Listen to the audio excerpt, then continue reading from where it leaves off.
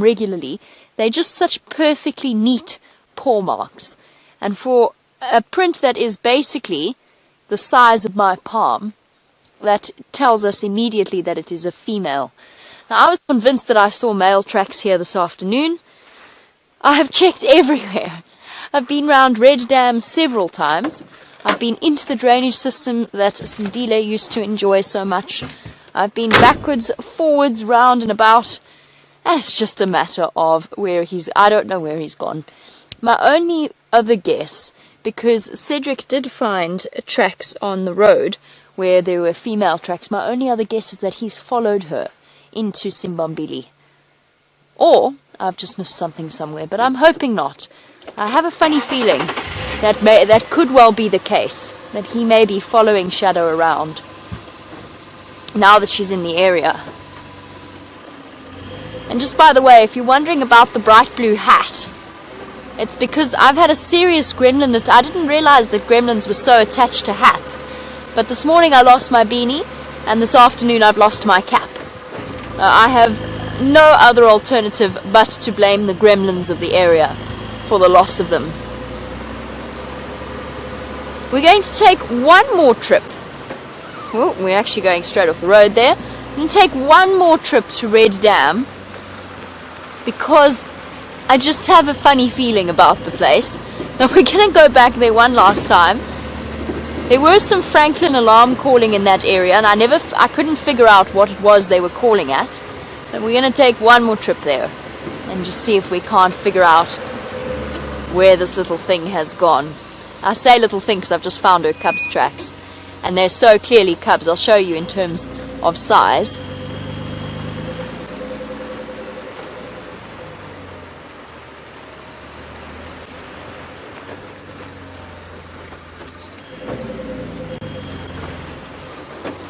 Okay, we'll do this relatively quickly.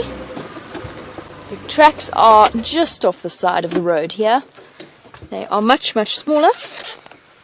And I'll show you just in terms of my hand in comparison, because we saw the size of Shadow's tracks. Now to show you the size of the cub tracks, let's just do a very quick demonstration. They are about half the size of my palm when compared. She's got big, quite spread out toes, but it is thick sand. But they are about half the size of Mommy's tracks. I don't want to take you away from the cubs for too long since it is getting dark.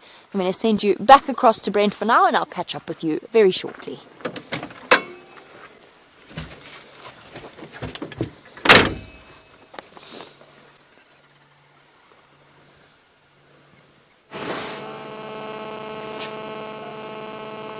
As you can see, they haven't moved much, still lying in that little bundle of cuteness. We're going to have one last look before we close the sighting, as it's getting dark, and we don't view cubs this young with spotlights after dark, so we will be leaving shortly.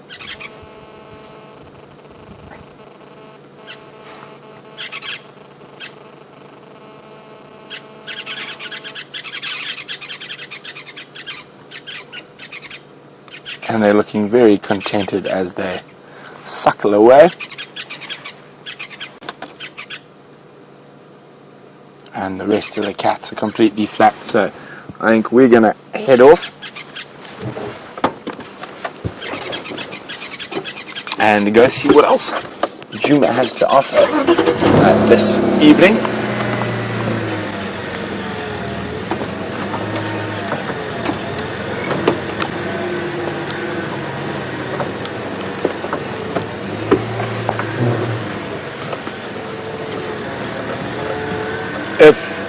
When you pelele just vala mfo. When you pelele just vala. Yeah, I'll do some banana. Okay. Enjoy, guys. Okay, so there we go. Wonderful lines.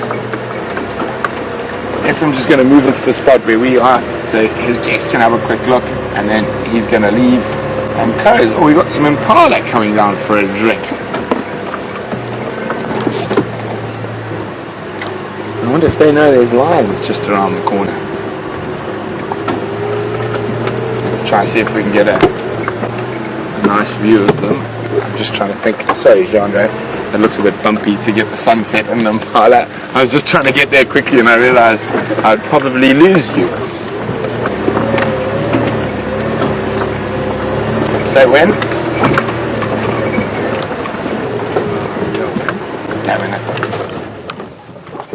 And I just try that quickly while they're on the wall. Oh, there we go. Just trying to get you the best light. Now,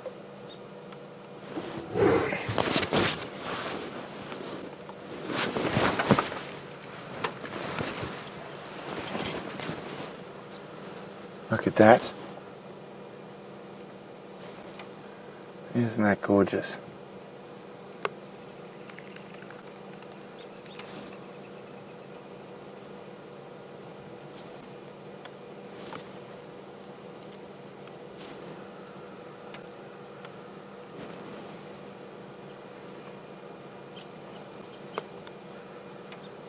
Having a little evening drink. You can see, they can probably smell that the lion's around, so they're going to be a bit jumpy.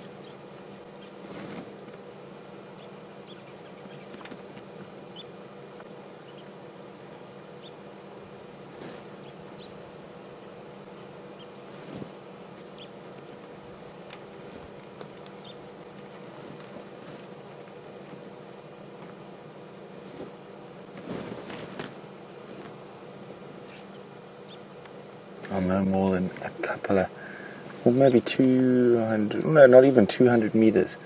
The lions are sleeping, but they're quite full.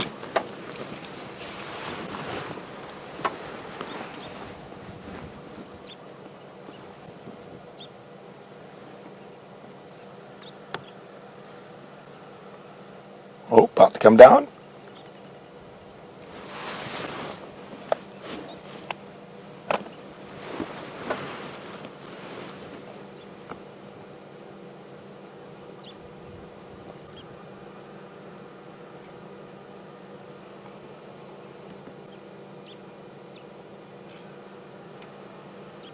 You can see those game paths already starting to be worn in the new dam wall.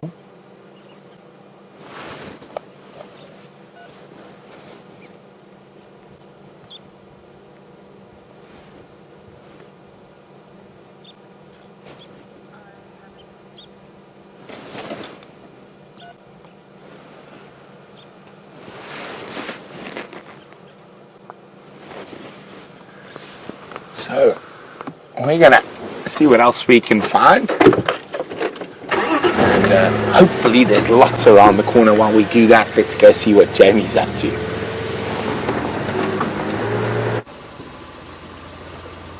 I'm really hoping that there's a leopard around the corner. I'm just stopping for one moment to listen to the testiculars calling over here. Now chances are we won't be able to see them, but you can hear that they're really very cross.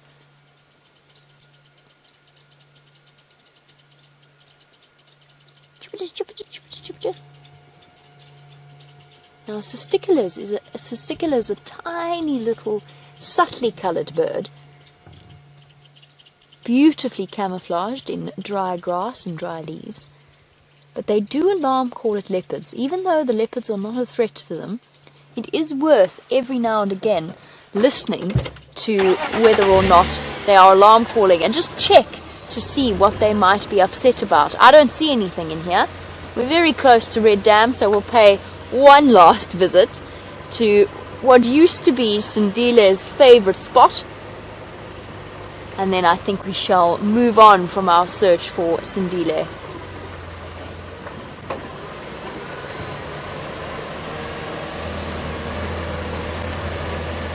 There's definitely no sign of him.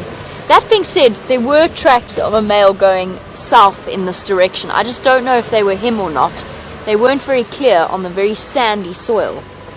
But it could be that a leopard is what's got those testiculars so angry, although I think we'd see him from this side of the dam. One last check, and then we will give it up for the evening.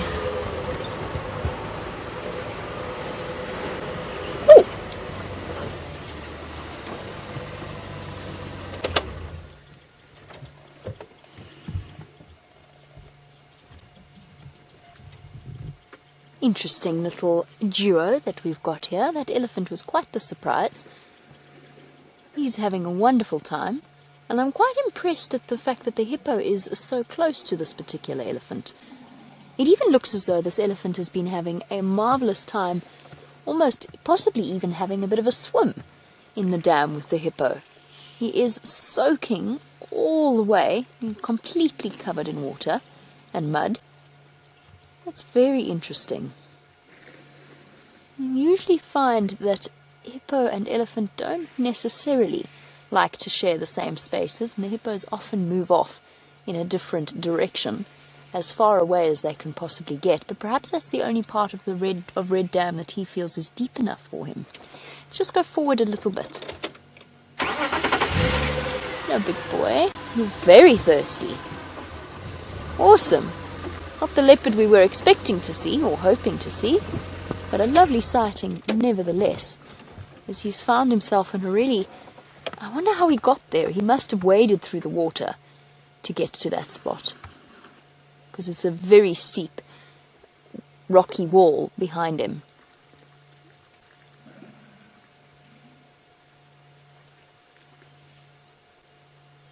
I would have loved to have been here as this elephant arrived, just to see what that hippo's response would have been. He's stretching out his trunk to get away from the water that he's muddied where he's walked.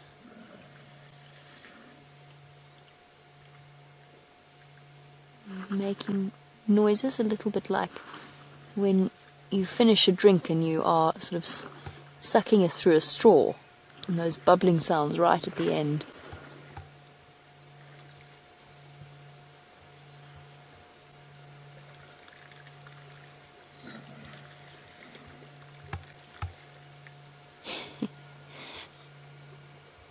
Look how happy he looks.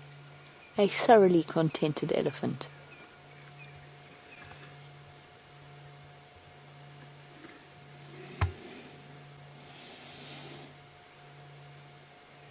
Oh, very thirsty. I wonder if he's walked a very long way. The fact that even now, in the wintry evening, he still wanted to come and have a bit of a swim, or at least a cooling splashdown, suggests to me that he was very warm when he arrived, and perhaps he's been on quite a long journey in order to get here.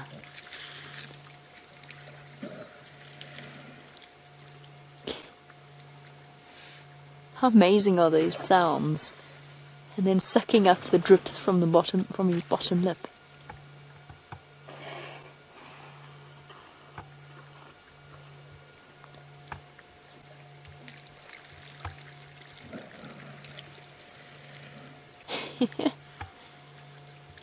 Just sounds so incredible. All the while being closely watched by his friend the hippo. Or not so much friend as unfortunate companion. I'm sorry, I'm laughing. He's making such amazing sounds. Sorry, that's my fault. I'm just taking my foot off the brake.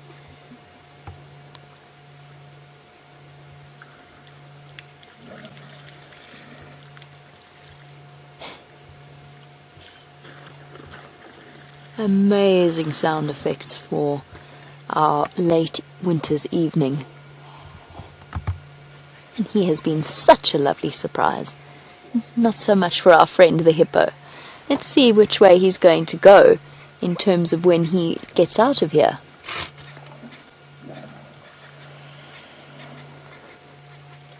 Now he has covered himself in mud and water, which serves as a nice protection from the hot African sun, and also catches all of the parasites that might have settled on his skin. And Carolyn in Chicago, welcome to the Sunset Safari. In answer to your question, elephants do not get sunburnt. Their skin is phenomenally tough, although they do like to protect it. It does obviously feel uncomfortable if the sun is shining on it for a long time, so they do like to protect it with a coating of mud. And as I said, that will also help to get rid of the parasites. Hippos on the other hand, absolutely do get sunburned. And they get sunburned even worse than human beings do. So a hippo secretes what is known as blood sweat. It's actually not blood sweat. Originally it was thought that hippos bleed through their skin. It's now we understand that it is a mucus-like substance, a sweaty-like substance, that contains a sunblock in it, as well as phenomenal antibiotic and antiviral effects. And it's actually something that engineers, or sort of biological engineers, are looking at. Look at his, every now and again, glancing at the elephant. They're actually trying to copy in terms of making sunblock, which is a fascinating thing. So yes, hippos do get very sunburnt, which is why they have to seek refuge in the water during the hot summer and hot winter days. Their skin is even more sensitive than ours is, which is why watching this drought, I think, is going to become more and more difficult to bear, at least in terms of seeing what happens to our poor hippo in this area.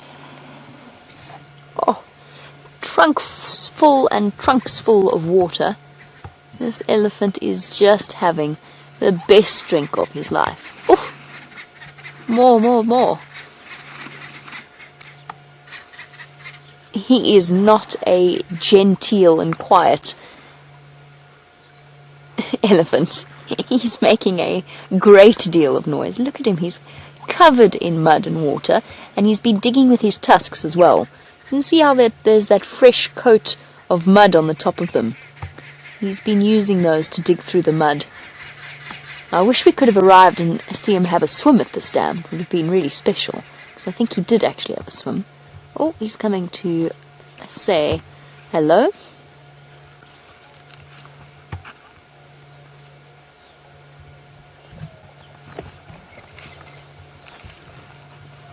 Hello, boy.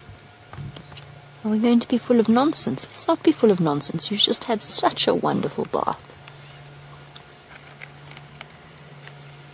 He's going to see what he decides to do. He's giving us... Ooh, he's found where Red Dam is being pumped from. Isn't that lovely, boy? Fresh water for you. See the crossed ankles, the indecision of his trunk. He's looking for a way to dig the fresh water pipe out. Investigating. Now he's giving us a bit of a head shake. He's thinking about coming to intimidate us. That's what's in his mind. See that trunk up? Let's not do this, boy. Let's not. I don't want to. Yes, have a dust bath now. You've had your bath, now have a dust bath. Let's not be full of nonsense.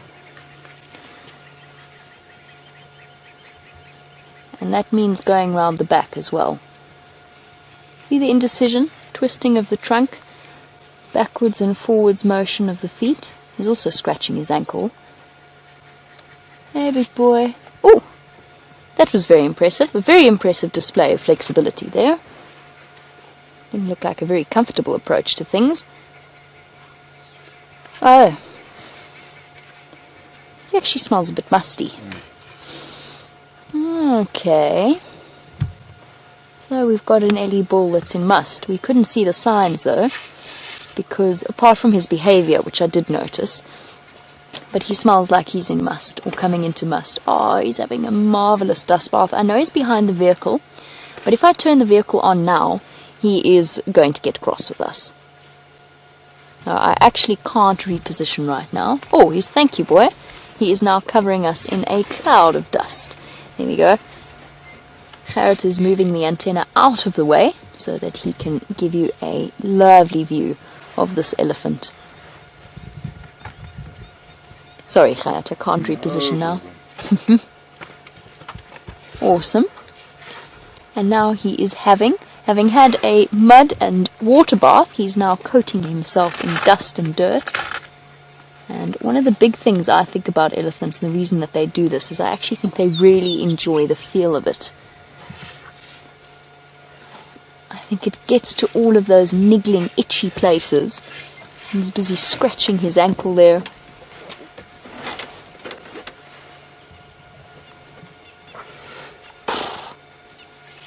sending clouds of dust in our direction.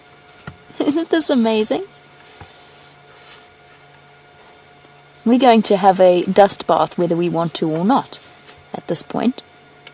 He's throwing so much dust in our direction. Yummy. I'm now chewing it.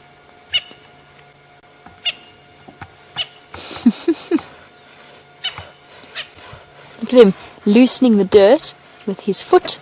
And oh, look at that. That was an impressive amount. He's going to change colour completely. Scraping of his front foot against the wall of the road. Oh, in the ear. You cannot tell me when you watch an elephant. Oh yes, was that a little bit too much in the ear? Look at that. Oh, now the belly. And those itchy legs. Make sure you get everywhere. You cannot look at an elephant doing this and tell me that they are not having a fabulous time. He's just loving life right now.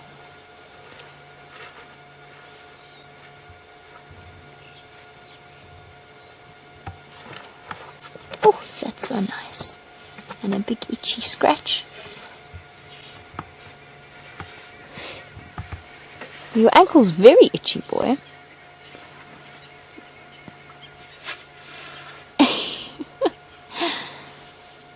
Dust clouds flying everywhere, and this elephant is pretty much as content as could be.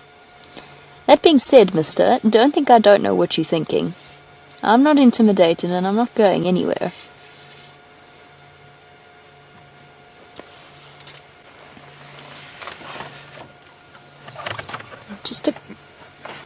Oh, there we go. I'm afraid I lost communications there for a moment, but I seem to have got them back.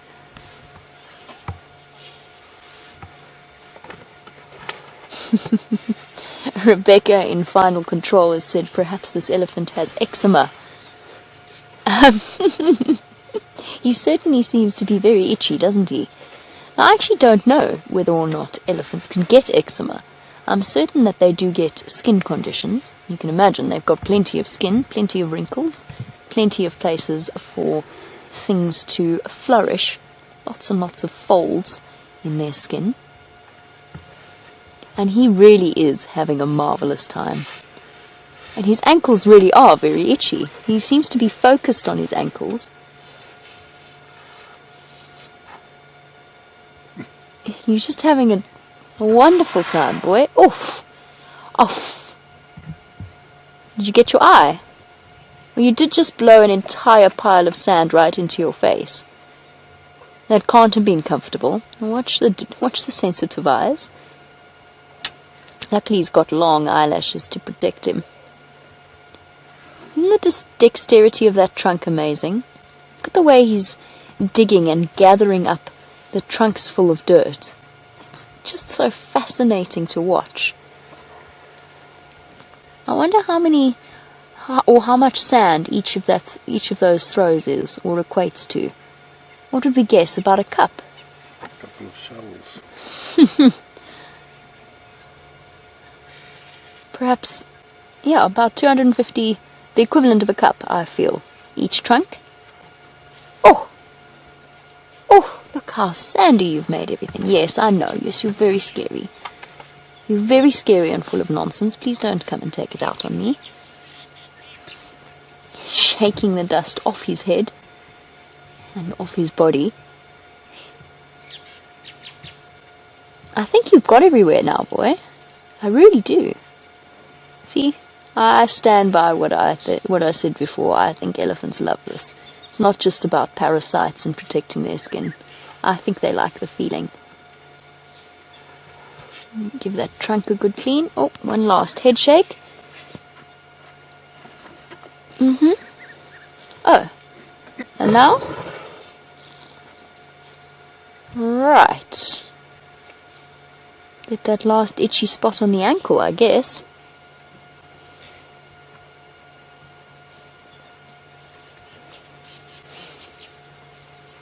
And he's going to be leaving very clear tracks on the road.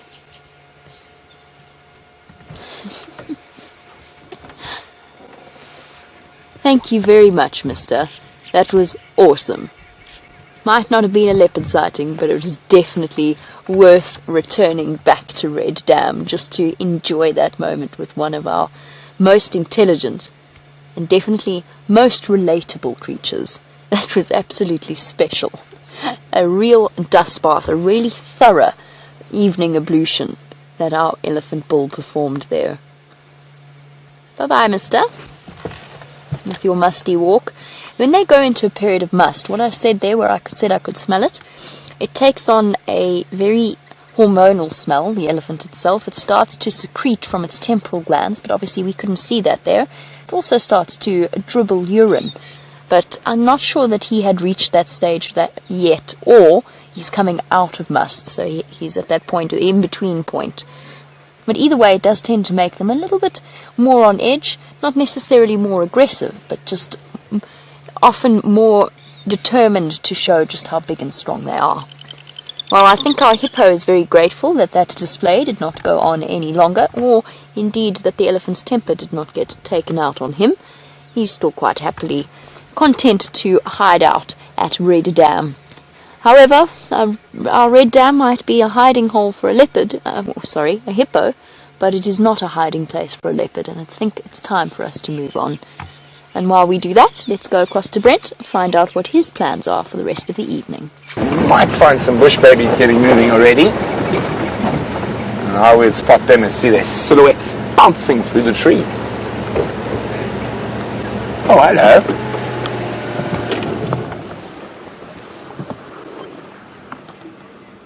Oh, sorry, John. I was trying to roll into the gap. Oh, he's going to walk into the gap. Here we go. A pair of kudu, young male and an adult female. Hello, gorgeous. I love their ears. Constantly on alert.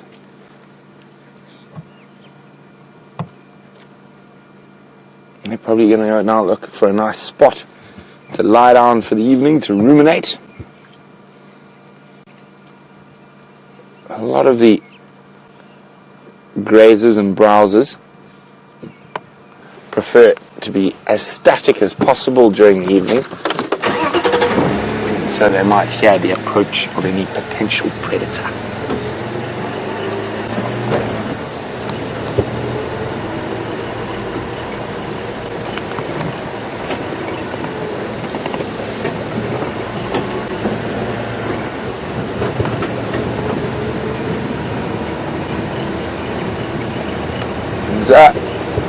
Another absolutely stunning day out here in the African bush. There isn't very many better places in the world one could be right now than on safari.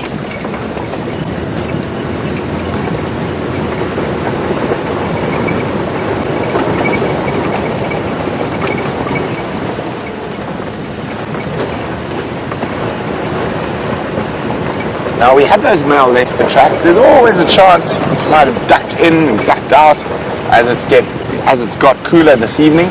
So we will have a quick look through this northern area as we make our way towards the Galago pad.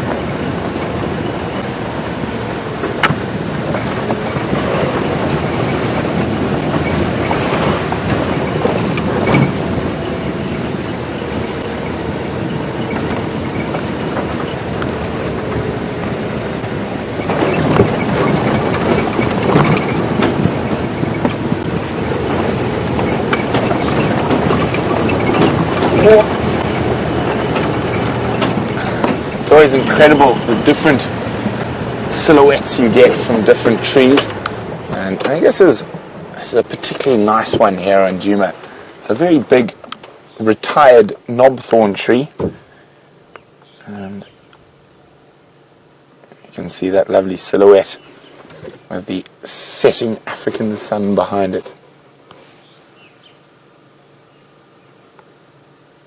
Always good to just stop and listen for a few seconds at this time of the day.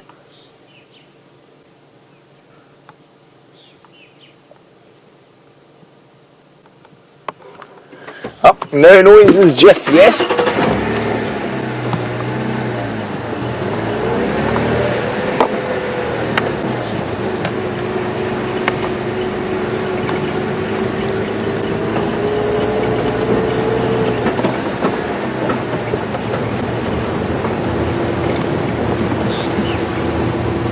we're going to sneak past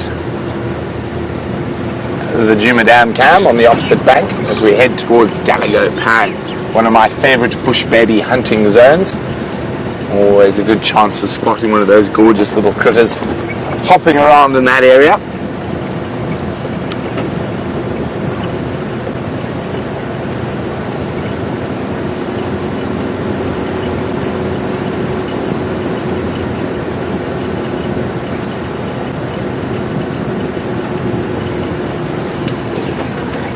Hi, Roger. Roger is asking us about something we probably not going to have to worry about for a month or two yet. And Roger would like to know, do we continue to drive in these open jeeps during heavy rain? Well, Roger, we try to stay out for as long as possible. We do have rain covers, and they're out of canvas, but they only work up to a point. If the rain is very, very heavy, we will dash for cover, and we were not able to drive. And it's not because of our fear of getting wet, although we're not too fond of it. There's a lot of sensitive electrical equipment in these vehicles that is needed to be able to send you guys this picture to wherever you might be in the world. So when the rain gets heavy, we power down and head for home. Occasionally we might do a little segment, a little Q&A under a roof somewhere from undercover. It just depends on the circumstance.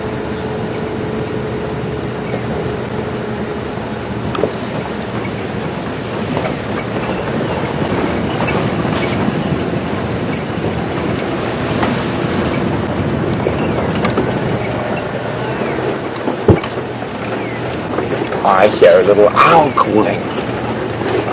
See if we can find him. It could always be a naughty fork-tailed drongo mimicking him. And that's exactly what it is. See him there, Jean-Jay? So there is a fork-tailed drongo mimicking a pearl-spotted owlet looking for a fight. Should we give him a fight?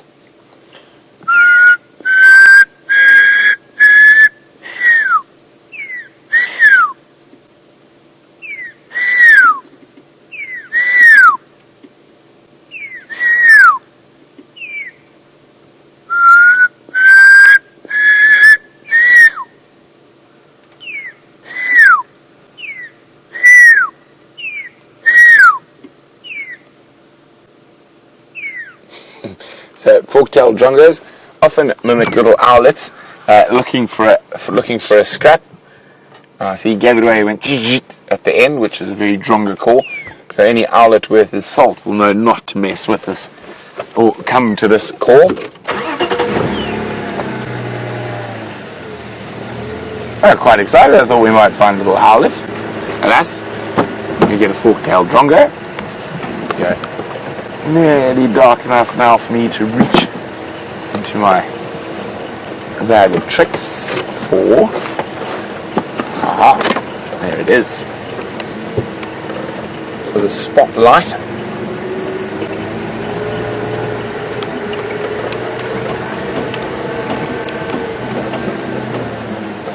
Okay.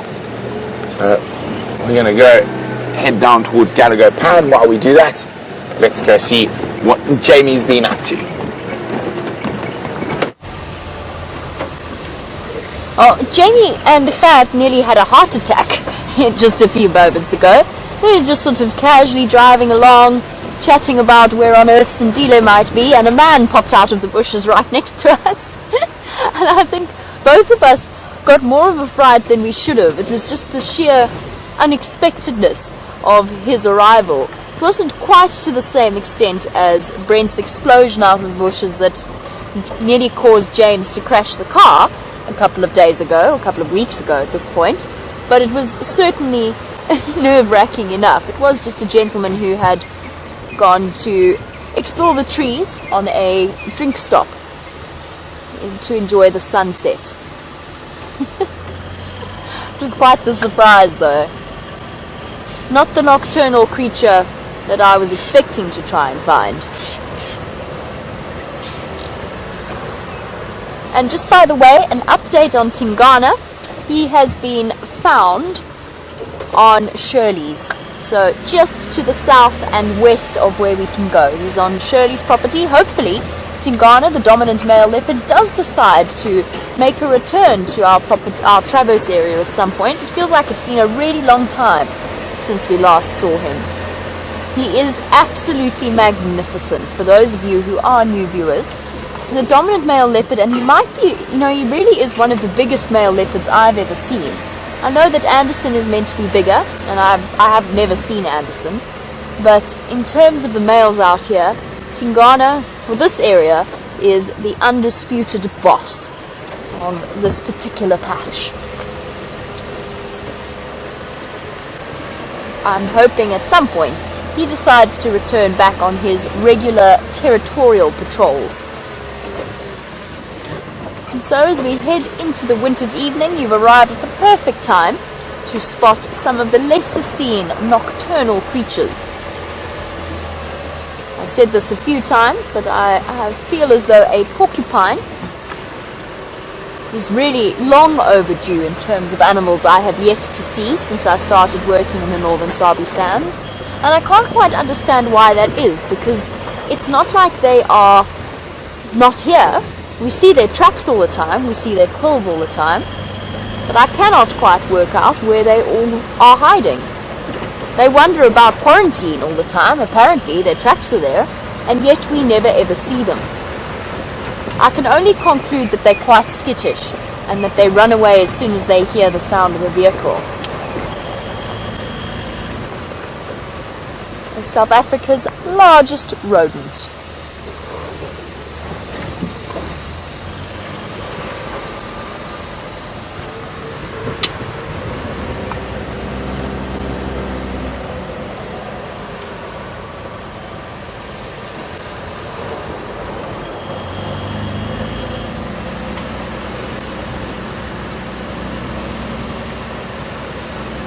Now, we often get asked whether or not the different animals of the area come to recognize the voices of the different guides and whether they respond differently to us.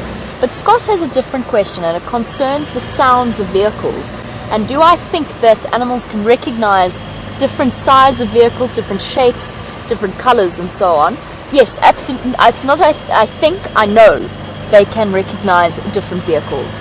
And they do absolutely respond in different ways. I once worked in an area where there was an example of very bad guiding. I'm obviously not going to say where or when or whatever it was. An example of very bad guiding, and you could watch the elephants be perfectly relaxed with our vehicles and with certain types of vehicles, and then as soon as the vehicles that they associated with bad memories arrived on the scene, they immediately started behaving in a different manner and in a slightly more defensive and occasionally even aggressive manner. Absolutely, I know that the animals recognize.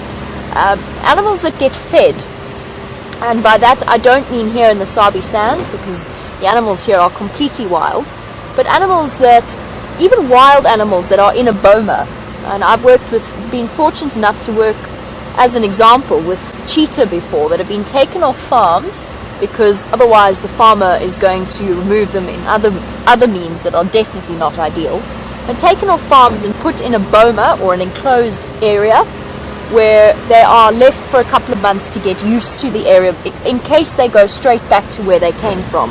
It's to try and prevent that from happening. And during that time of their soft release period, they obviously have to be fed. You could watch the cheetah respond to the vehicle's sound that they associated with food versus the vehicles that they didn't. Animals absolutely do associate the different vehicle noises, colors, people attached to that. But while we carry on looking for nocturnal beasts to show you, Brent has got some truly African silhouettes.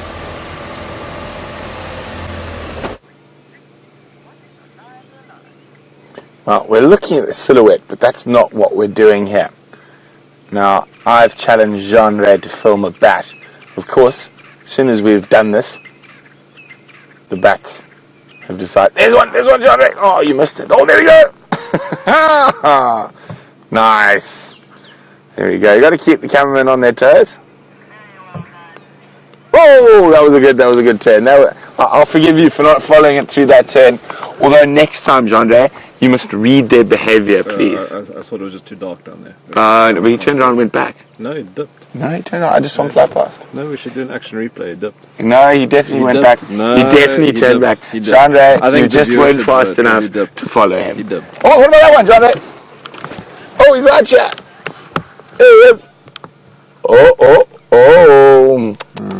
Well, that was a difficult one. Okay, well, anyway, there's a bit of fun for the cameraman and presenter. It is probably one of the most difficult things out here in the African bush to film. Bats. And but we thought we'd give it a try. We just passed Gallagher Pan. Not much happening this side. I can smell and hear some dugger boys in the bush. But that's all so far. So here's my little bush baby alley that I like to use. So let's hope there's one around today.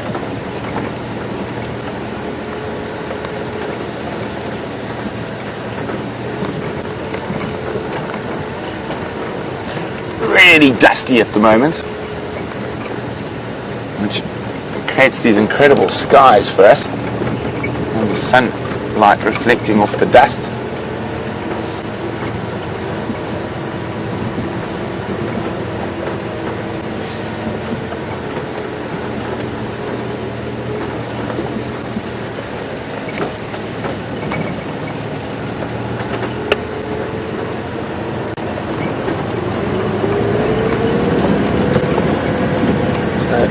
Something there could be a little darker, could be something a bit more interesting. I'm going to move around to the other side of this block here.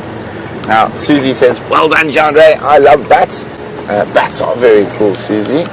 They look like those little free-tail bats, little insectivorous bats.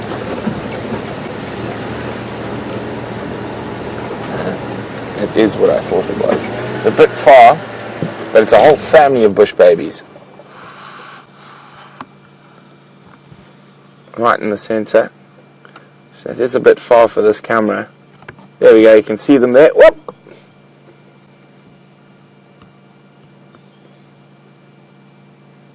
Where are you off to, mister? Chop. So there were two there.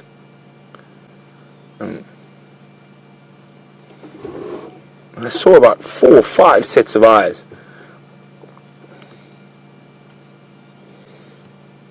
It's good to know your bush baby haunts when you're hunting for bush babies. I was hoping they would be a little bit closer to the road by now, but nonetheless, nice to see them hopping about.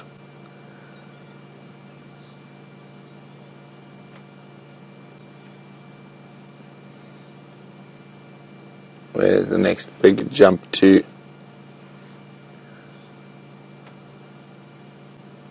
Oh, looks like going back. Oh.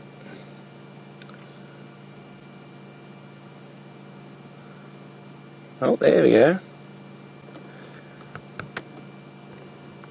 Incredibly agile little primates. The smallest primate we get in the Sabi Sands.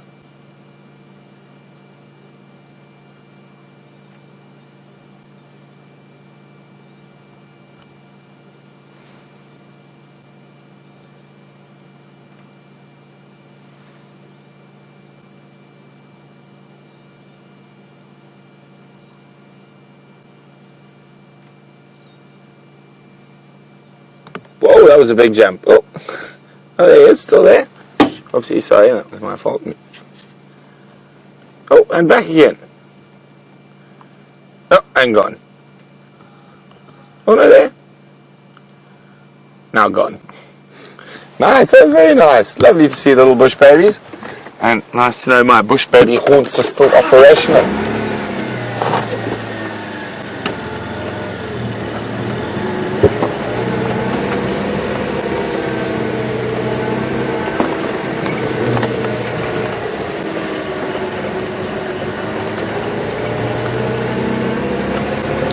And all of us will have our own sort of favourite spots to look for certain things. And when it comes to this time of the evening, this is one of my favourite little areas for bush babies. Now, my favourite area for white-tailed mongoose and civet, I'm going to check next. So while I make my way towards there, let's go see what Jamie's up to.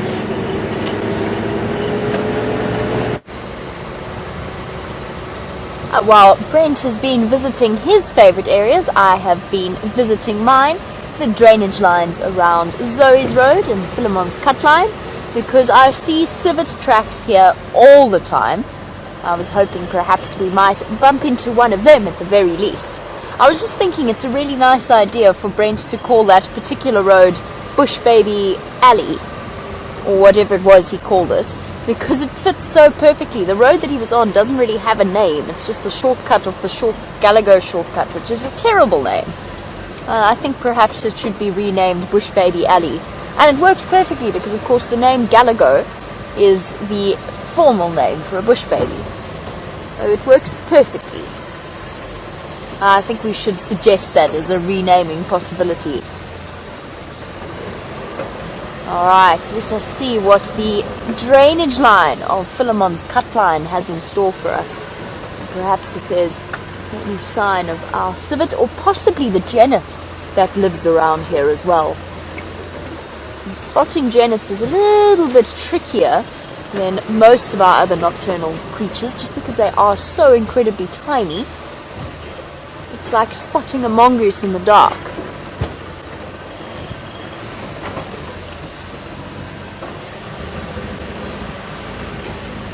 Don't believe it. Fred's got another bush baby. Oh. Here we go. Now, it's another bush baby, this one much closer to us. Now, in an acacia gerardi or red thorn. Now, this is another one of my favourite bush baby spots. And it's because they come and keep gum farms open. So they chew on this acacia to make it produce gum, and it's one of their favourite foods, and especially in winter when there's not a lot of insect activity around, and they rely quite heavily on gum and leaves. Hello, Fluffball. Try to lower the spot. No, that's not. Thank you. And do that. Then I'll do that. Yeah. Perfect. Lovely. She's still checking around for any potential little insects that might be able to catch.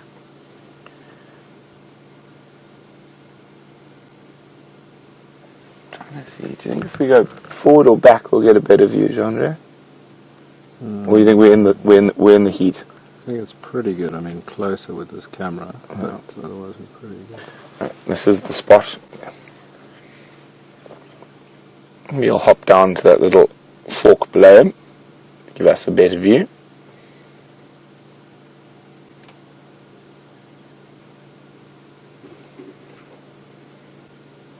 Now, using those massive ears, you can see how the ears are sweeping and the massive eyes, so incredibly good hearing and sight.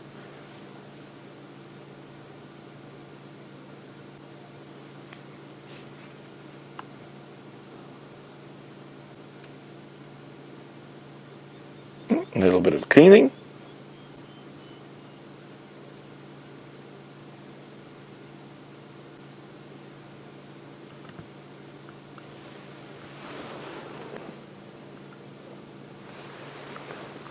Where you're off to next? Well, first, before going anywhere, time for a bit of preening and cleaning.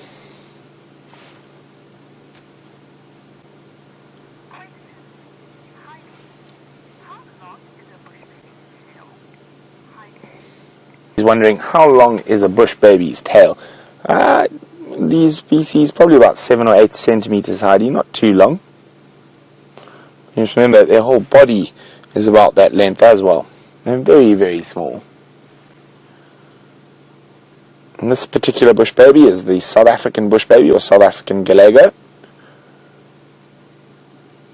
And he's giving himself a thorough cleaning at the moment.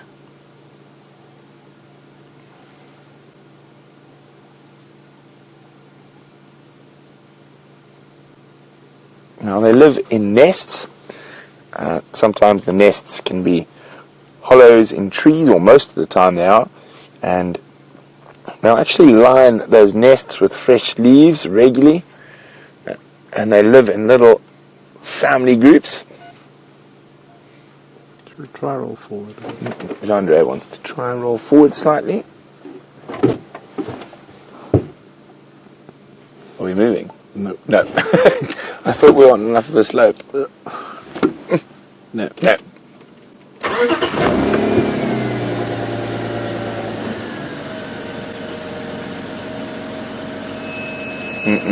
Make back is back or where we were.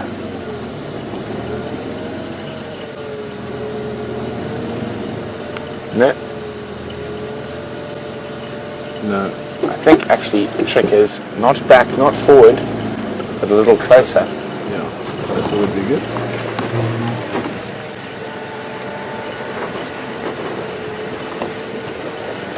There we go. How's that, Chandra? He's right in that V.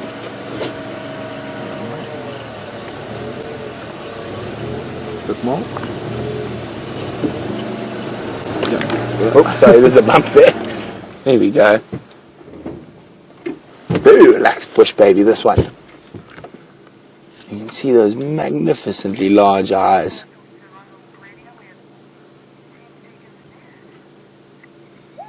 So apparently we're right at the end of the sunset safari.